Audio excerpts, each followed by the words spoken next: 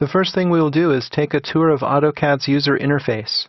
I'll identify its various elements and explain what each is used for.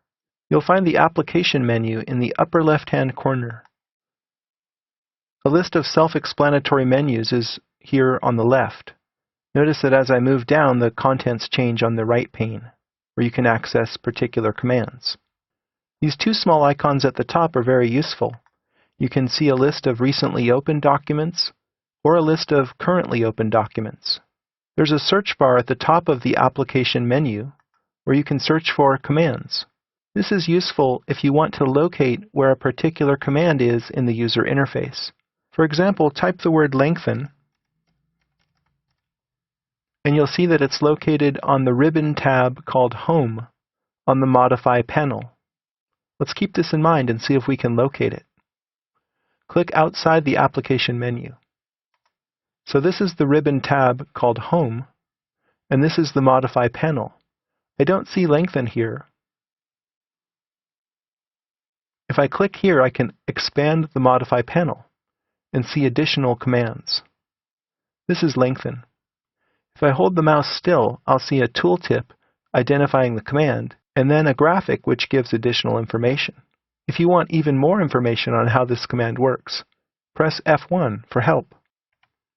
This opens a separate help program, which you can read up on the command and get detailed information. You can also search help right here in this search bar.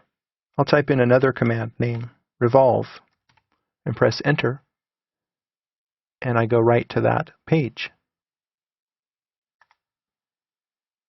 This area here is called the Quick Access Toolbar, and it has a list of commonly used commands such as new, open, save, save as, plot, undo, and redo. This is the Workspace drop-down menu. Let's try another workspace. 3D Basics. This changes the content of the ribbon. Now I have different tabs and panels. Let's try 3D Modeling. This gives even more detailed information on 3D tools. The commands are broken down into solid, surface, and mesh panels. Let's try the AutoCAD Classic workspace. This doesn't use the ribbon interface at all. Instead, it uses toolbars and palettes. Toolbars can be either floating or docked. You can drag the toolbars from their handles to move them around the screen. Here, I'll dock this floating toolbar over here. You can right-click on any toolbar button to access a list of other toolbars. There are so many different toolbars that if you opened them all, they would pretty much cover the screen. So the ribbon interface is far more efficient in consolidating all of this content.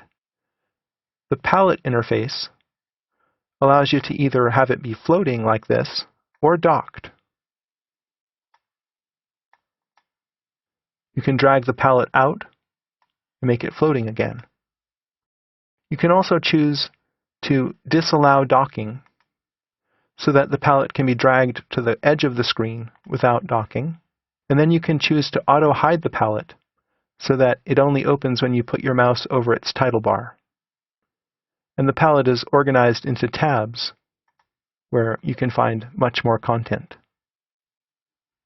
Let's switch back to the Drafting and Annotation workspace. The current drawing name is listed here. This area is used for online services. Here you can sign into Autodesk 360 if you want to store your drawings in the cloud. This icon launches Autodesk Exchange, where you can access additional applications which extend the functionality of AutoCAD.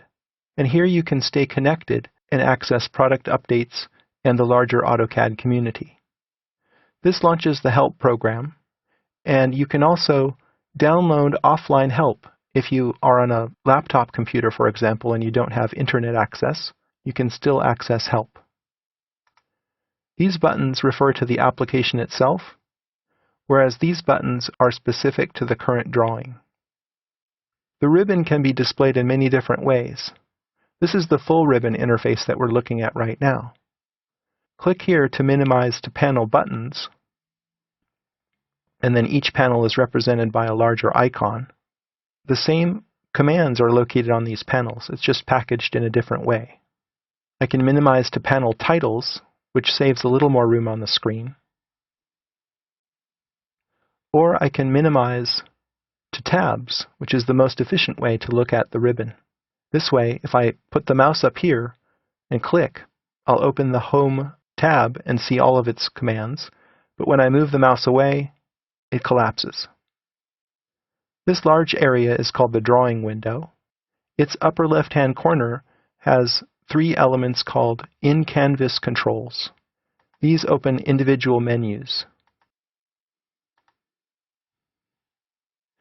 You can toggle on the view cube here, which is an interface used for both 2D and 3D navigation. This is the navigation bar. These are scroll bars. These are tabs that allow you to look at model space or different layouts. This is the command line, and right now it's docked. I'll drag it out from its handle and make it floating. At the bottom of the screen, you'll see the coordinate readout. X, Y, and Z coordinates are listed. In this top-down 2D view, I'm only seeing X and Y coordinates change as I move the cursor. This here is called the User Coordinate System icon, or UCS icon for short, and it represents the different dimensions of space. In this case, we're looking at the X and Y axes. Finally, down here we have the drawing status bar, which has various toggles. They're on when they're blue and off when they're gray. Each status bar toggle has a menu that you can access by right-clicking for specific commands. Finally, in this area, you have commands which are specific to the drawing and commands which are specific to the application itself. You should now have a familiarity with AutoCAD's user interface and the terms used to identify its parts.